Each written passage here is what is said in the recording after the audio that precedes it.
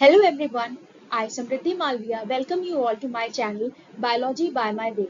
Today we are going to discuss about PYQs of environmental biology. As we have started a new series on PYQs, so this is the second topic of the PYQ series. Earlier we have solved the questions on contemporary environmental issues and today we are going to discuss the PYQs of environmental biology.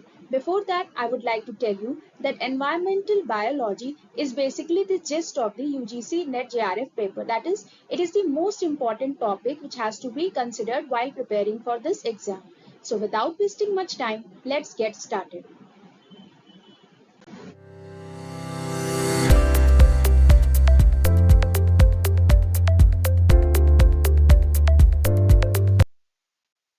So here comes the first question. Most plants can absorb nitrogen only in the form of, that is, most plants can absorb nitrogen. That is, what is the form of nitrogen that most plants absorb? This question basically came in December 2022. So the options are nitrate ion, ammonium ion, nitrite ion or dinitrogen ion. So the correct answer would be nitrate ion. That is, most plants can absorb nitrogen only in the form of nitrate ion. Plants absorb nitrogen from the soil as nitrate, nitrite and urea. So these are the forms through which plants absorb nitrogen. That is, they absorb nitrogen from the soil in the form of nitrate, nitrite and urea. In aerobic soils where nitrification can occur, nitrate is usually the predominant form of available nitrogen that is absorb. जो हमारे aerobic soils होते हैं जहाँ पे nitrification होती है वहाँ पे क्या होता है कि नाइट्रेट ही हमारा यूजुअली प्रीडोमिनेंट फॉर्म में प्रेजेंट रहता है. सो दैट और इसी फॉर्म में ये एब्सॉर्ब होता है. Plants can absorb nitrate or nitrite from the soil via their root hairs. और plants कैसे absorb करते हैं nitrate या जो भी nitrite form है through their root hairs के through ये absorb करते हैं. So see this is the nitrogen cycle. तो यहाँ पे आप देख सकते हैं कि nitrate के form में plants जो है absorb करते हैं. Most plants nitrate के form में ही absorb करते हैं nitrogen को. और यही process हमारा क्या होता है nitrification कहलाता है. अब जैसे यहाँ पे अमोनियम के फॉर्म में एब्सॉर्ब करें तो उसको क्या बोलते हैं अमोनिफिकेशन बोलते हैं. फिर उसके बाद जब नाइट्रोजन रिमूवल होता है उस प्रोसेस को हम क्या बोलते हैं डीनाइट्रिफिकेशन कहते हैं. तो इसी तरह हमारा पूरा प्रोसेस नाइट्रोजन साइकिल चलती रहती है. Then comes the second question which also came in September 2022.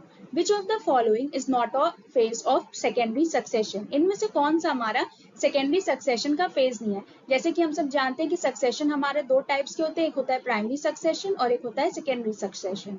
तो इनमें से कौन सा हमारा सेकेंडरी सक्सेशन का फेज नहीं है ये हमें बताना है.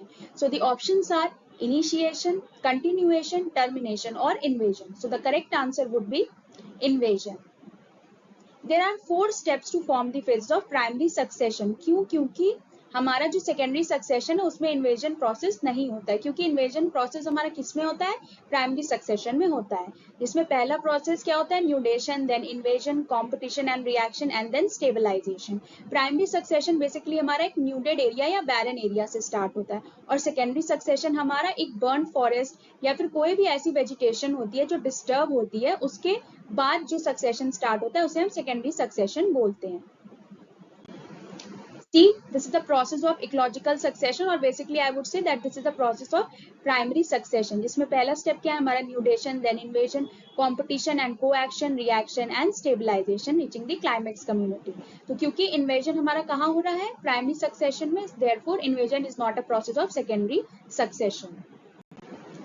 Now comes the third question which also came in December 2022. That is species area relationship predicts. जो हमारा species area relationship है वो क्या बताता है? So the options are area required for each species in an association, area occupied by a species on the terrestrial ecosystem, minimum number of species to be present to prioritize an area for conservation, minimum area required to be sampled to enumerate the maximum number of species present in an association or ecosystem under observation. So the correct answer is minimum area required to be sampled to enumerate the maximum number of species present in an association or ecosystem under observation. तो हमारा species area relationship basically क्या बताता है कि minimum area required to be sampled, यानी कि जो हमें sampling करनी है उसका हमें क्या चाहिए, minimum area चाहिए to enumerate the maximum number of species present in an association, यानी कि एक particular ecosystem या एक particular जगह में कितनी maximum number of species present है अपॉन इकोसिस्टम अंडर ऑब्जर्वेशन. उसके साथ में क्या होगा कि इकोसिस्टम जो उसके अंडर ऑब्जर्वेशन में रहेगा, यानी कि इकोसिस्टम भी है हमारा और क्या है, जैसे हमें एरिया को एक्सप्लोर करना है और साथ में हमें क्या बताना है, minimum area to be sample to enumerate the maximum number of species. Now see, Alexander Van Humboldt gave the concept of species area relationship. तो ये कहाँ से आया, Alexander Van Humboldt ने इस concept को दिया था. Based upon his observation in South American jungle studies, he observed that within a region, the richness of species increases with the increase in explored area, but only up to a limit. उन्होंने क्या देखा था कि जो richness है हमारी किसी भी species की, वो कैसे increase करती है, with increase in the explored area. जितना ज़्यादा area हमारा बढ़ेगा, यानी जितना ज्यादा हम एरिया को एक्सप्लोर करेंगे उतना ज्यादा स्पीशीज की रिचनेस हमारी बढ़ेगी. That is species richness is directly proportional to the increase in the explored area. The richness can be explained by this logarithmic mathematical equation, that is log s is equals to log c plus z log a, where s represents species richness, a represents area explored, c represents the y-intercept and z represents the slope of line. So here you can see the y-axis represents the species richness and the x-axis represents the area. ये हमारा क्या हो गया, species area relationship हो गया. Now comes the fourth question, which came in September 2022. The concept of R and K selection was initially given by. तो जो हमारा concept है R and K selection, यानी कि जो theory है वो किसने दी थी initially? Options are Mark Arthur and Wilson in 1967, Grimm in 1979, Moles in 2008, or Mayer in 1942. So the correct answer would be Mark Arthur and Wilson in 1967. So the concept of R and K selection was initially given by Mark Arthur and Wilson in 1967. The terminology of R and K selection was coined by the ecologist Robert MacArthur, इनका पूरा नाम था, and E.O. Wilson in 1967. That is why they came in. The options are Mark Arthur and Wilson 1967. Based on their work on island biogeography, जो कि एक different concept है जिसमें हम बताते हैं कि जितना distance land के साथ होगा वो उस एरिया को बताता है, जितना हमारी जो है पास होगा एरिया उसको ये बताता है, उसकी richness को. तो ये जो island biogeography है ये different concept है, उसी के basis पे इन्होंने R and K selection को दिया था. Although the concept of the evolution of life history strategies had a longer history. और बेसिकली आइलैंड बायोजियोग्राफी में क्या होता है, इमिग्रेशन होता है, हमारा एमिग्रेशन होता है, ये सारे कॉन्सेप्ट्स हमारे आइलैंड बायोजियोग्राफी के होते हैं. एंड आर एंड के सिलेक्शन में बेसिकली क्या होता है, जैसे कि हम जानते हैं कि दो टाइप्स की स्पीशीज होती है, आर हो गया एक के हो गया. तो आर हमारी क्या होती है, शॉर्ट लिव्ड होती है और के हमारी लॉन्ग लिव्ड स्पीशीज होती है. Now comes the next question, which came in September 2022. The prefix Tino and Uri have been used for. So I think this is the most easy question that came in one of the exams. So here are the options. Comparing the relative degree of tolerance of an organism to a given environmental factor, comparing the body size of organisms occurring in a given habitat, comparing the metabolic activity of organisms in a given habitat, comparing the distribution limits of organism occurring across a biome. So the correct answer would be comparing the relative degree of tolerance of an organism to a given environmental factor. यानी कि steno का क्या नाम है पूरा, steno thermal जैसे हम कहते हैं और यूरी थर्मल कहते हैं.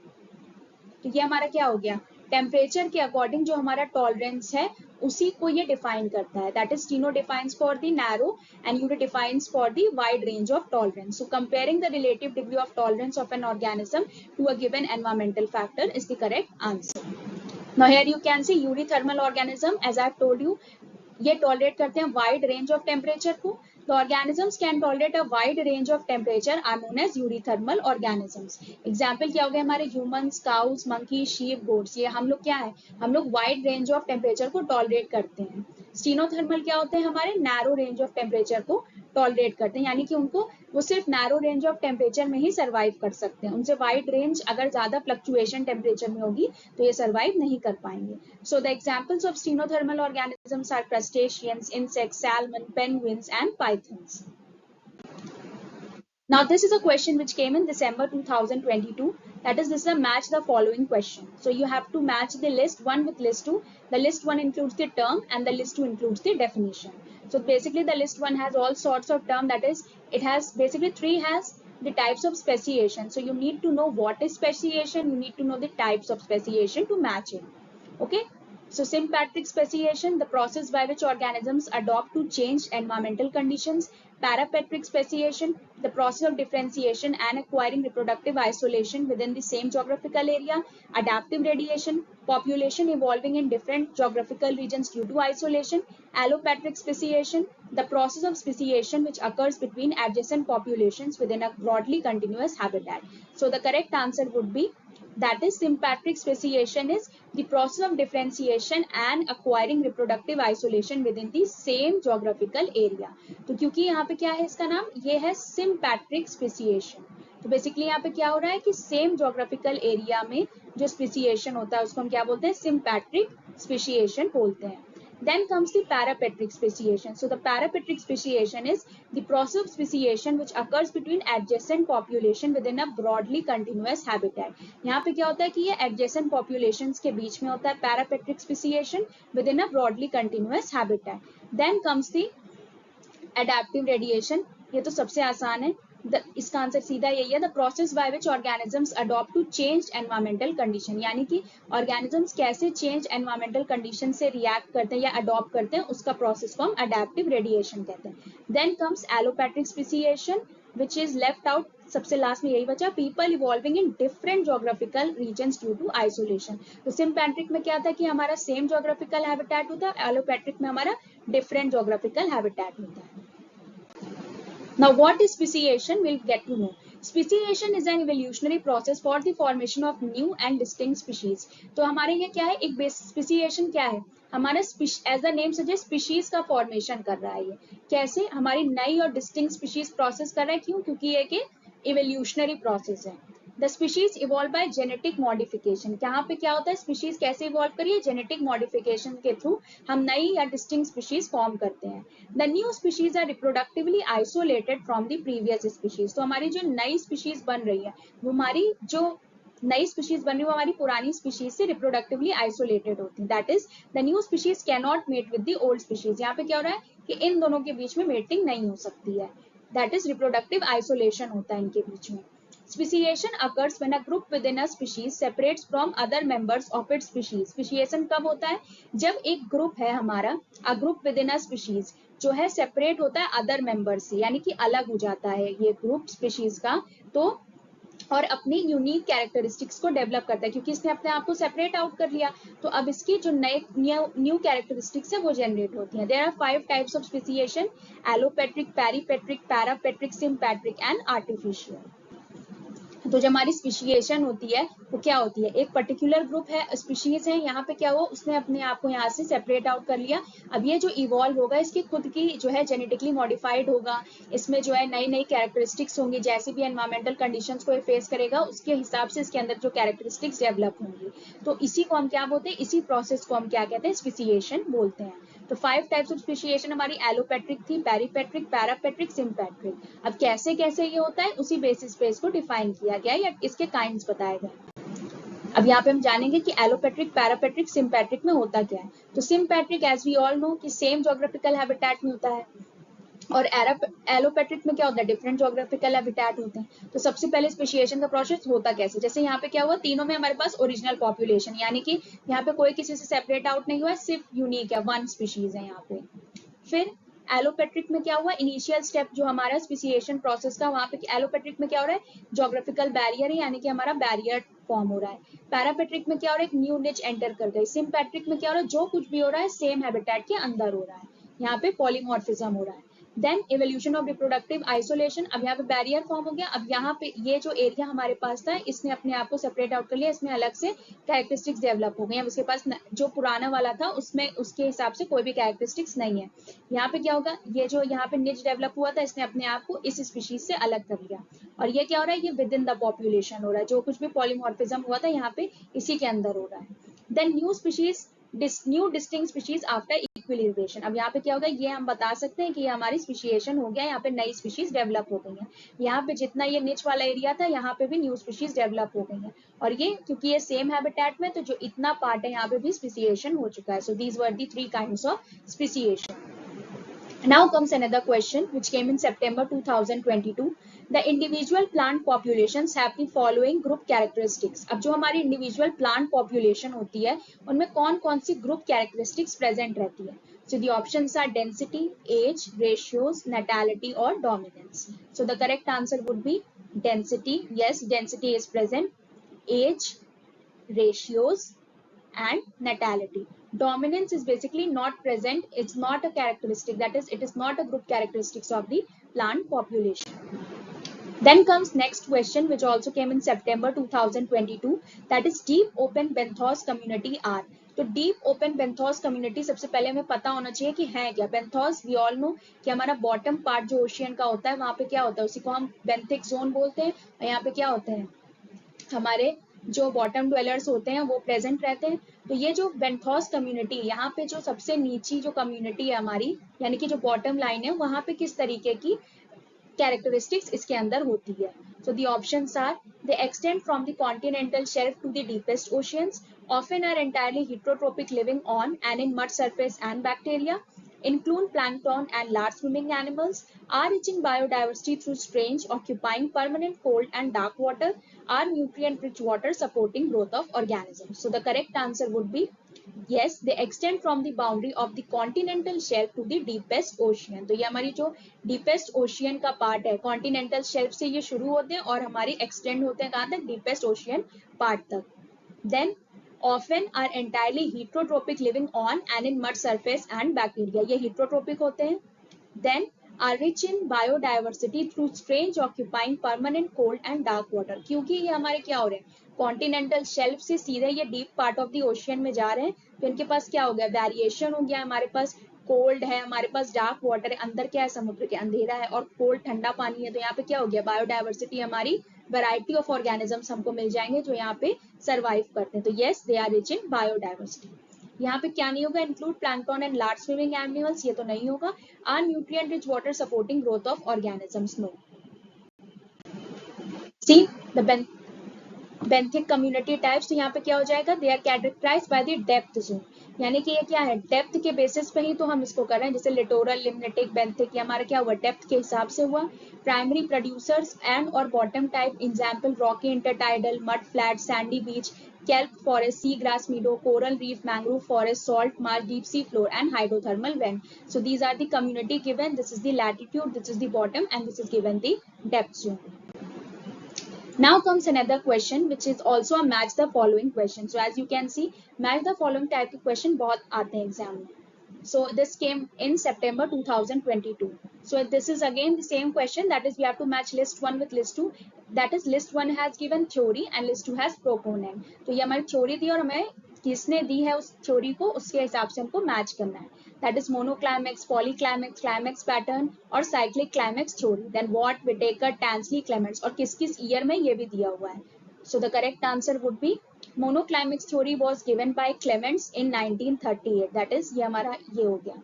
Then polyclimax theory was given by Tansley in 1920.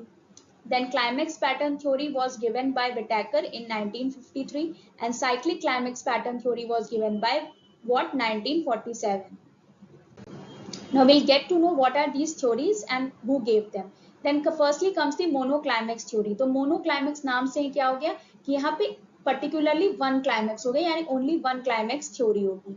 That is according to monoclimax theory given by Clements in 1916, there is only one type of climax community in a climatic region. यानी कि इसके हिसाब से सिर्फ एक ही climax community होती है Clements के according. Then comes polyclimax theory as the name suggests. जैसे monoclimax में एक climax था, यहाँ पे क्या हो जाएगा, ये यहाँ पे कई climax community होंगी. This theory was given by Tansley in 1935. The structure and stability of climax communities in a region forming a mosaic of vegetation climaxes are controlled by a number of factors besides the climate. यहाँ पे क्या होता है कि climate के अलावा जो factors control करते हैं हमारे वेजिटेशन क्लाइमेक्स को, वो कौन कौन से होते हैं? सॉइल मॉइस्चर हो गया, सॉइल के न्यूट्रिएंट्स कौन से अवेलेबल है वो हो गया, टोपोग्राफी हो गई, स्लोप हो गई हमारी, then temperature, fire and various other biotic factors. Then comes the climax pattern theory, which was given by Whittaker in 1951. He rejected the classification approach of describing climax and proposed the climax pattern theory. इन्होंने क्या किया था? Climax को जो describe करती है, जो classification approach है, उसको कैंसिल आउट करके क्लाइमैक्स पैटर्न थ्योरी दी थी. According to this theory, the communities that occupy the largest area in the ecocline, इसके अकॉर्डिंग क्या होता है कि जो हमारी कम्युनिटी जो सबसे ज्यादा एरिया ऑक्यूपाई करती है किसी भी इकोक्लाइन में, उसको हम क्या बोलते हैं? प्रिवेलिंग क्लाइमेक्स या क्लाइमेटिक क्लाइमेक्स बोलते हैं. सो इसी के हिसाब से इन्होंने क्लाइमेक्स पैटर्न थ्योरी दी थी. Then comes the cyclic climax theory. ये किसने दिया था? वॉट ने 1947 में. Stable cyclic climaxes usually follow a cyclic pattern, often with one of the stable stages being bare substrate. यहाँ पे क्या होता है कि एक स्टेज जो हमारी होती है, मतलब कि स्टार्ट किससे होती है? बेयर एरिया से होती है, बेयर सबस्ट्रेट होता है. जो एक हमारी स्टेज होगी वो क्या होगी? बेयर सबस्ट्रेट होगी, वहां पे कुछ भी मौजूद नहीं होगा. Harsh physical conditions such as frost, strong winds, etc. result in cyclic climaxes. So these were the all succession theories. Then comes another question. The internal relationship between alpha, beta and gamma diversity can be represented as. तो ये हमारा कब आया था? नवंबर 2021 का question है ये, और ये टाइप्स ऑफ डाइवर्सिटी का क्वेश्चन है. तो जो हमारा रिलेशनशिप है अल्फा, बीटा और गामा के बीच में, वो कैसा है? Beta is equals to gamma by alpha, gamma is equals to beta into alpha, alpha is equals to beta into gamma, और gamma is equals to beta plus of alpha. So the correct answer would be beta is equals to gamma by alpha. तो यहाँ पे क्या होगा? यहाँ पे दो correct answer होंगे, क्योंकि ये क्या कह रहा है? Beta is equals to gamma by alpha and gamma is equals to beta into alpha. जब इसको हम क्रॉस मल्टीप्लाई करेंगे, सो दोनों आंसर इसके करेक्ट है. Now diversity can be described as alpha, beta and gamma. जैसे कि हम जानते हैं कि अल्फा, बीटा और गामा तीन तरीके की डाइवर्सिटीज है हमारी. अब कैसे कैसे डिस्ट्रीब्यूटेड है? तो पहली क्या है? अल्फा डाइवर्सिटी और लोकल डाइवर्सिटी बोलते हैं. क्यों? क्योंकि it expresses the number of species with in a given habitat, यानी कि एक पर्टिकुलर हैबिटेट में कितनी स्पीशीज प्रेजेंट है, यानी कि तो उसको हम क्या बोलते हैं? अल्फा हैबिटेट या अल्फा डाइवर्सिटी बोलते हैं. It is the most common way that diversity is employed, क्योंकि हम जानते हैं कि किसी भी पर्टिकुलर एरिया में जितनी भी स्पीशीज प्रेजेंट है उसको हम क्या बोल रहे हैं? लोकल डाइवर्सिटी ही तो डिटरमाइन कर रहे हैं, कुछ उसमें एक्स्ट्रा डिटरमाइन कर नहीं रहे. तो ये क्या हुई? मोस्ट कॉमन डाइवर्सिटी हुई. Then comes the beta diversity और turnover diversity. Expresses the difference or turnover in species from one habitat to another. अब जैसे क्या हुआ कि एक हैबिटेट से दूसरे हैबिटेट के बीच में कितनी डाइवर्सिटी हम देख रहे हैं, तो यानी कितना टर्नओवर हो रहा है यहाँ पे, कितना नई स्पीशीज आई या कितनी पुरानी स्पीशीज यहाँ पे रह गई, उसी ग्रेडियंट के बीच में जो डाइवर्सिटी देखी जाती है उसको हम क्या बोलते हैं? बीटा डाइवर्सिटी बोलते हैं. Then comes the gamma diversity और रीजनल डाइवर्सिटी. अब क्या हुआ कि ये पर्टिकुलरली एक रीजन की डाइवर्सिटी को डिफाइन करता है. That is total number of species observed in all habitats with in a geographical area. तो एक पर्टिकुलर ज्योग्राफिकल एरिया जो हमारा प्रेजेंट है उसमें छोटे छोटे हैबिटेट है, उनके बीच में जो डाइवर्सिटी होती है उसको हम क्या बोलते हैं? गामा डाइवर्सिटी बोलते हैं. यानी कि ये बहुत बड़ी डाइवर्सिटी है, रीजनल डाइवर्सिटी है, जो कि सब कुछ डिटरमाइन करती है. तो अल्फा हमारी लोकल लेवल की डाइवर्सिटी है, देन बीटा हमारी दो हैबिटेट्स के बीच में डिटरमाइन करती है, एंड देन गामा हमारी regional diversity. Then comes another question. Which zone of a pond or lake ecosystem does not receive light? तो यहाँ पे क्या हो गया कि पॉन्ड और लेक इकोसिस्टम से क्वेश्चन, जो कि अगेन नवंबर 2021 में पूछा गया है. तो ये कौन सी जोन है जो लाइट रिसीव नहीं करती हैं? So these are the option, that is littoral, limnetic, profundal और epilimnion. So the correct answer would be profundal. तो यहाँ पे हम देख सकते हैं, जैसे हमारा ये क्या है? ये हमारा पॉन्ड या लेक इकोसिस्टम है, ये हमारी सनलाइट है. तो सबसे पहली कौन सी जोन होती है? हमारी लिटोरल. यहाँ पे क्या होता है? रूटेड वेजिटेशन प्रेजेंट होती है. Then comes the limnetic zone. यहाँ पे क्या होता है? यहाँ पे एब्सेंस ऑफ रूटेड वेजिटेशन. और सबसे लास्ट वाली, नीचे वाली हमारी कौन सी होती है? प्रोफंडल जोन होती है, जहाँ पे लाइट नहीं पहुंचती है. So littoral zone is closest to the shore, limnetic is open water to the pond as you can see, then profundal is below the limnetic zone, और बेंथिक जोन क्या होता है हमारा? जो बेंथिक जोन था वो क्या था हमारा? बॉटम जोन है, bottom of the pond. Then comes another question which also came in November 2021. A species that has a profound effect on the ecological process of an ecosystem and whose removal or loss would result in disturbing the community structure is known as। तो यानी कि ये ऐसी species के बारे में पूछ रहा है जिसका एक पर्टिकुलर इकोसिस्टम में बहुत ज्यादा इंपॉर्टेंट रोल है और जिसके हटने से यानी कि अगर हम उसको हटाते हैं या रिप्लेस करते हैं तो उससे क्या होता है, पूरी इकोसिस्टम बैठ जाती है यानी कि गिर जाती है। So the options are dominant species, keystone species, indicator species और फ्लैगशिप स्पीशीज। तो इनमें से कौन सा स्पीशीज ऐसा है? So the correct answer would be keystone species. Yes, keystone species एक ऐसी स्पीशीज है जिसका इफेक्ट क्या होता है, हमारा जो पूरा इकोसिस्टम है, अगर कीस्टोन स्पीशीज हमारी रिमूव हो गई यानी कि जो पूरा इकोसिस्टम है वो हमारे कीस्टोन स्पीशीज पे निर्भर करता है, तो अगर वो हटा तो पूरी स्पीशीज गिर जाएगी, या सॉरी पूरा इकोसिस्टम गिर जाएगा और सारी स्पीशीज डिस्टर्ब हो जाएंगी। So the removal of keystone species from a habitat results in a dramatic change in the habitat. It affects other species to the extent that they might even get extinct. ये इतना ज्यादा affect करता है दूसरे species को कि वो लोग खत्म ही हो सकते हैं। These species affect the structure and function of an ecosystem and the plants and animals residing in that ecosystem. जैसे कि हमारा अगर टाइगर कीस्टोन स्पीशीज है तो उसके हटने से क्या होगा, ना हमारे हर्बीवोर्स रह जाएंगे, ना हमारे टॉप कार्निवोर्स रह जाएंगे, ना हमारे प्राइमरी कार्निवोर्स, प्राइमरी प्रोड्यूसर्स रह जाएंगे। तो ये पूरा हमारा क्या हो गया, कीस्टोन स्पीशीज है जिसकी वजह से सब कुछ डिपेंड करता है इकोसिस्टम में। This is an example only, it can be any example. Then comes another question which came in September 2022. The transitional zone or ecotone between fresh water and terrestrial ecosystem is known as। तो सबसे पहले तो ये जानना जरूरी है कि ecotone है क्या। बेसिकली इकोटोन क्या है, एक ट्रांजिशनल जोन होता है दो इकोसिस्टम्स के बीच में। तो जो इकोटोन हमारा फ्रेश वाटर और टेरेस्ट्रियल इकोसिस्टम के बीच में होता है उसको कौन सा जोन बोलते हैं? riparian zone, hyporheic zone, benthic zone or epilimnitic zone. So the correct answer would be riparian zone. So the riparian zone is the zone which is present between the freshwater and terrestrial ecosystem.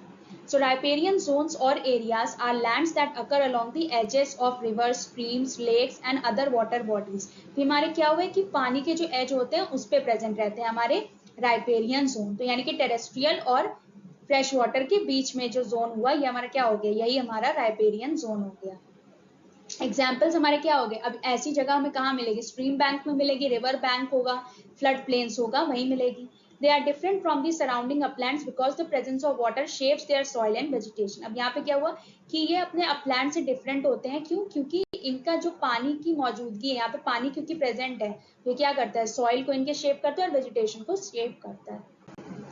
Then comes another question, a nitrogen fixing actinomycete associated with higher plants। तो higher plants के साथ कौन सा nitrogen fixing एक्टिनोमाइसिटी है जो कि responsible है? Azospirillum, Clostridium, Frankia and Anabaena. So the correct answer would be Frankia. Frankia is a genus of nitrogen fixing bacteria that live in symbiosis with actinorhizal plants। जैसे कि हम जानते हैं जो कि सिमिलर है किससे, राइजोबियम बैक्टीरिया, जो कि पाया जाता है root nodules of legumes family में। जैसे कि फ्रेंच बीन है हमारा फेबिएसी फैमिली का, तो उसमें क्या हो रहा है, हमारे राइजोम पाया जाता है उनके रूट नोड्यूल्स में, वो सिम्बायोटिक एसोसिएशन में रहता है। इसी तरह फ्रैंकिया भी हमारा क्या होता है, एक्टिनोराइजल प्लांट्स के रूट्स में रहता है यानी कि सिम्बायोसिस में रहता है। And Frankia also initiates the forming of root nodules similarly as Rhizobium bacteria. Then comes another question. Now this question is about earthworm species. Which of the following is not an epigenic earthworm species? तो हमें सबसे पहले तो ये पता होना चाहिए कि earthworm species कितने टाइप की होती हैं। तो firstly it is epigenic, endogenic, anecic and compost. और सबके हमें एग्जाम्पल्स पता होने चाहिए तभी हम इस क्वेश्चन को सॉल्व कर सकते हैं। सो इसमें पूछ रहा है कि आपको स्पीशीज के अकॉर्डिंगली बताना है कि कौन सी एपिजेनिक स्पीशीज नहीं है। अब एपिजेनिक होती क्या है, दैट इज जो हमारे सरफेस के आउट ऑफ अर्थ पाई जाती है यानी कि सरफेस के ऊपर पाई, on the earth, I must say on the earth पाई जाती है। एंडोजेनिक क्या हुई कि हमारे सरफेस पे जो पाई जा रही है। देन कंपोस्ट हमारी क्या हुई, वर्मी कंपोस्टिंग के लिए जो पाई जा रही, तो ये हमको पता होने चाहिए और इनकी स्पीशीज भी पता होनी चाहिए। Then options are Ainsina foetida, Ainsina andrea, Metaphyre posthuma or Euryalus eugene। So the correct answer would be Metaphyre posthuma, यानी कि ये स्पीशीज हमारी एपिजेनिक अर्थवॉर्म स्पीशीज नहीं है। Now epigenic is Greek for upon the earth. जैसे कि एपिजेनिक क्या होती है कि हमारी अपॉन द अर्थ पाई जाती है earthworm species. Epigenic earthworms are small bodied and range from 1 to 7 centimetre in length. तो ये हमारे क्या होते हैं, 1 to 7 सेंटीमीटर के होते हैं। तो इनकी स्पीशीज बेसिकली ये होती है, डेंड्रोबिना, ऑक्टाहेड्रा, यूरिलिस यूजिनी हमारी क्या हो गई, इसीलिए ये ऑप्शन में नहीं था क्योंकि ये क्या है, ये एपिजेनिक है। देन कम्स ल्यूम्ब्रिकस कैस्टेनेस, ये है आइंसिनिलिया टेट्राहेड्रा, ये सारी स्पीशीज हमारी क्या हो गई, एपिजेनिक हो गई. Then comes another question which is also a match the following question, and this question came in September 2020. So in this list 1 has organism and list 2 has ecosystem structure components. इसमें क्या हो जाएगा, अर्थवॉर्म्स, ग्रास, फ्रॉग्स, हॉग. तो basically हमको ecosystem के हिसाब से कौन प्रोड्यूसर है, कौन कार्निवोर है, कौन सेकेंडरी कार्निवोर है, कौन प्राइमरी कार्निवोर है, कौन डेट्रीवोर है, इसको हमें डिटरमाइन करना है. I think this is the most basic question of ecology. तो बहुत ही आसान है. So the answer would be earthworm, as we all know, is a detrivore. Then comes grass, which is a producer. Then comes frog, which is a primary carnivore, and we all know hogs is the secondary carnivore. Now this question also came in September 2022. A strategy favored by R selection. अब देखिए R और K selection से हमारे कम से कम ये मेरा तीसरा question होगा जो कि पूछा जा रहा है. So this is a very important topic for the exam point of view. So these are the options: higher proportional allocation to non-reproductive activities, living in environments imposing high density independent mortality, living in environments imposing high density dependent regulation, or higher proportional allocation to reproductive activities. So the correct answer would be higher proportion allocation to reproductive activities. यानी कि reproductive activities से क्या होता है, higher proportion allocation होता है, यानी कि ज्यादा होती है. तो यहाँ पे क्या है, R and K selected organisms का difference है. सो आर सिलेक्टेड क्या होते हैं, अनस्टेबल एनवायरमेंट में ग्रो करते हैं. के सिलेक्टेड स्टेबल एनवायरमेंट में. आर सिलेक्टेड हमारे स्मॉल साइज के होते हैं और के सिलेक्टेड हमारे लार्ज साइज के होते हैं. Energy use to make individuals is low, इसमें कम एनर्जी लगती है, यानी कि, और यहाँ पे क्या होता है, क्योंकि यहाँ बड़े ऑर्गेनिजम्स बन रहे हैं तो एनर्जी हमारी क्या होगी, ज्यादा लगेगी. Many offsprings are produce early maturity, यहाँ पे मेच्योरिटी अर्ली आ जाती है. लेस ऑफस्प्रिंग क्योंकि प्रोड्यूस होता है तो यहाँ पे लेट मेच्योरिटी आती है. शॉर्ट लाइफ एक्सपेक्टेंसी होती है, लॉन्ग लाइफ एक्सपेक्टेंसी होती है. यहाँ पे रिप्रोडक्शन एक ही बार होता है, यानी कि हर ऑर्गेनिज्म एक ही बार रिप्रोड्यूस करता है. और यहाँ पे क्या होता है, मोर देन वंस होता है. डेंसिटी इंडिपेंडेंट ये होते हैं, डेंसिटी डिपेंडेंट होते हैं. Follow type 3 survivorship curve and follow type 1 और टाइप 2 सर्वाइवरशिप कर्व. तो ये हमारा था क्या, आर और के सिलेक्टेड ऑर्गेनिजम्स के बीच में डिफरेंस. इसी बेसिस पे हम क्या करेंगे, और इसकी थ्योरी किसने दी थी, मैक आर्थर और विल्सन ने. तो देख रहे हैं हम 3 क्वेश्चंस तो हमारे इससे ही आ चुके हैं. So this is a very important topic from the exam point of view. Then comes another question जो कि आया था दिसंबर 2019 में. The landscape used by wild animals for their movement between forest patches. तो जो फॉरेस्ट पैचेस हैं उसके बीच में कैसे मूवमेंट्स वाइल्ड एनिमल्स करते हैं, उस लैंडस्केप का हमको नाम बताना है. So the options are wildlife corridor, forest edge, public corridor or resource corridor. So the correct answer would be wildlife corridor. तो वाइल्ड कॉरिडोर हमारा क्या हुआ, फॉरेस्ट पैचेस के बीच में मूवमेंट करने के लिए लैंडस्केप हुआ जिसमें हमारे एनिमल्स फ्रीली घूम सकते हैं. A wildlife corridor, habitat corridor or green corridor is an area of habitat connecting wildlife populations separated by human activities or structures such as roads, developments or logging. This allows an exchange of individuals between populations which may help prevent the negative effects of inbreeding and reduce genetic diversity via genetic drifting that often occur within isolated population. तो यहाँ पे क्या होता है, basically हमारे जैसे forest patches मौजूद हैं तो बीच में ये हमारा लैंडस्केप, इसको हम क्या बोलते हैं, वाइल्ड लाइफ कॉरिडोर कहते हैं. क्या होता है, यहाँ से फ्रीली एनिमल्स हमारे मूव कर सकते हैं. ये मैन एनिमल कॉन्फ्लिक्ट जो होती है उसको रोकता है. और यहाँ पे क्या होता है कि exchange of individuals between populations के बीच में क्या हो रहा है, इंडिविजुअल्स के बीच में मान लो किसी कारण से ये दो पॉपुलेशन थी, ये किसी कारण से सेपरेट आउट हो गई, तो यहाँ पे क्या हो रहा है, इनब्रीडिंग नहीं हो रही है, तो इस कॉरिडोर की मदद से एक्सचेंज ऑफ इंडिविजुअल्स होगा, आपस में फ्रीली ये लोग घूम सकते हैं. और रिड्यूस जेनेटिक डाइवर्सिटी जो हो जाती है आइसोलेटेड पॉपुलेशन में, वो नहीं होगी. Then comes another question which also came in December 2019. The ability of an ecosystem to recover when the system has been disturbed by any perturbation is known as. यानी कि इकोसिस्टम की वो ability जो कि खुद से अपने आप को वो रिकवर कर लेता है, उसको टर्म कौन सा देते हैं. किसी भी मतलब कि किसी भी चीज के डिस्टर्बेंस से अगर इकोसिस्टम अपने आप को रिकवर कर रहा है तो उस टर्म को हम क्या बोलते हैं, रेजिस्टेंस, होमोस्टैसिस, क्लाइमेक्स और resilience. So the correct answer would B resilience. In ecosystem or ecology, resilience is the capacity of an ecosystem to respond to a perturbation or disturbance by resisting damage and recovering quickly. तो यहाँ पे क्या होता है, resilience basically क्या कर रहा है, डैमेज को रेजिस्ट करता है यानी कि रोकता है, एंड रिकवर करता है क्विकली. इसी को हम क्या बोलते हैं, resilience बोलते हैं.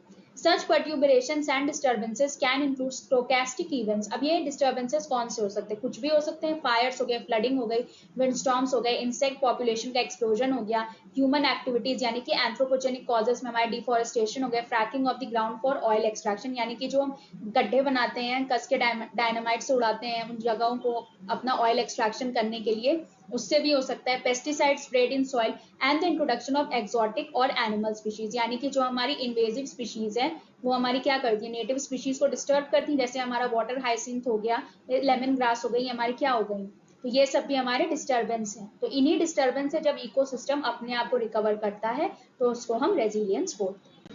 Then comes another question which is also a very important question which came in December 2019. Now this question again is related to ecotone. तो ये हमारा दूसरा question हो गया जो ecotone से related है. In comparison to its adjoining ecosystem, the biodiversity in the ecotone is. अब ये जानना बहुत जरूरी था कि पहले कि ecotone है क्या. अब ecotone क्या था, हमारा ट्रांजिशनल जोन है दो इकोसिस्टम्स के बीच में, इकोसिस्टम 1 इकोसिस्टम 2. अब ये क्या पूछ रहा है कि एडजॉइनिंग इकोसिस्टम्स जो हमारे प्रेजेंट है उनके कंपैरिजन में जो हमारे इकोटोन में स्पीशीज है वो कैसी होगी वहां पे बायोडाइवर्सिटी, हायर, लोअर, सेम और एक्सट्रीमली लो, यानी कि ज्यादा होगी, कम होगी, सेम होगी या एक्सट्रीमली लो होगी. So the correct answer would be higher.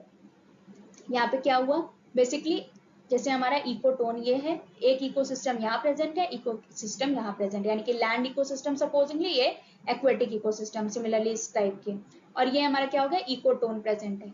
तो यहाँ पे क्या हुआ कि बेसिकली इकोटोन में बायोडाइवर्सिटी ज्यादा होती है. क्यों? क्योंकि इसमें इसके भी, इस इकोसिस्टम के भी कंपोनेंट्स मौजूद है, इस इकोसिस्टम के भी कंपोनेंट्स मौजूद है, और इकोटोन के खुद के भी कंपोनेंट्स मौजूद है, यानी खुद की भी स्पीशीज मौजूद है. तो स्पीशीज 1 भी हो गई, प्लस स्पीशीज 2 भी हो गई, प्लस स्पीशीज 3. तो यहाँ पे बेसिकली क्या हुआ, इकोटोन में इन दोनों इकोसिस्टम्स के कंपैरिजन ज्यादा बायोडाइवर्सिटी होगी. So ecosystem, as you can say, a transitional zone between two adjacent ecosystems that contain some of the species and characteristics of each one and also contain the species of the own. यानी कि ecosystem के पास ये ecotone में क्या होता है, खुद की भी species present है और दोनों ecosystems की भी species present है. चलिए यहाँ पे क्या हो गया, biodiversity ज्यादा हो जाती है. Now comes another question which also came in December 2019, which is the most significant fingerprint of climate change with respect to biotic invasion. So the options are mosquitoes, protozoa, bryophytes or gymnosperms. So the correct answer would be mosquito. So mosquito is the most significant fingerprint of climatic change with respect to biotic invasion. Climate warming will favor exotic species from warmer regions and climates. तो जो climate warming होती है वो क्यों होती है, हमारी favour करती है जो exotic species हमारी warmer regions और warmer climate से आती है, उसी के वजह से होती है. Mosquitoes are hence the most significant fingerprint of climate change concerning biotic invasion. Then comes another question which came in June 2019. Predators and parasites are similar in that both are characterized by. तो सबसे पहले तो हम लोग को ये पता होना चाहिए कि ये क्वेश्चन आ कहाँ से रहा है. ये क्वेश्चन हमारा बायोटिक इंटरैक्शन से पूछा जा रहा है. जो भी हमारे बायोटिक इंटरैक्शन होते हैं उसमें से ये क्वेश्चन है.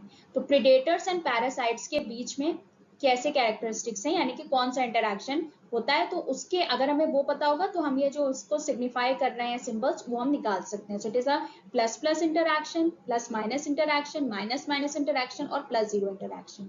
तो correct answer would B plus minus interaction. तो ये हमारे इकोलॉजिकल टाइप्स ऑफ इंटरैक्शन है जो हमारे दिए हुए हैं. तो यहाँ पे क्या हो रहा है, इंटरैक्शन है, यहाँ पे कौन से सिंबल्स इनको डिनोट कर रहे हैं और यहाँ पे क्या कमेंट्री, यानी कि यहाँ पे बेसिकली हो क्या रहा है ये यहाँ पे दिया है. So will get to know one by one. तो न्यूट्रल में क्या होता है कि पार्टनर ए को भी जीरो बेनिफिट है, पार्टनर बी को भी जीरो बेनिफिट है, तो यहाँ पे क्या हो रहा है, कोई इंटरैक्शन नहीं हो रहा, no obvious interaction, hence the name neutral. Then comes mutualism, as the name suggest mutual.